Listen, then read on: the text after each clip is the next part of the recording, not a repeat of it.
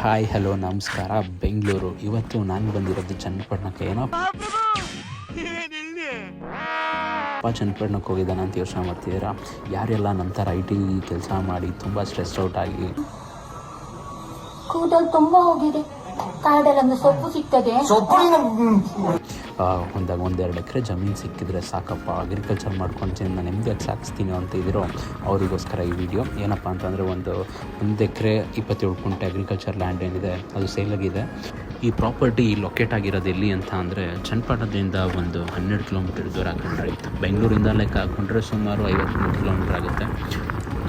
Property price owner ಪ್ರಕಾರ 1,67,00,000, ಅಂದರೆ ಗುಂಟೆಗೆ 2,50,000 ಬಿಡುತ್ತೆ.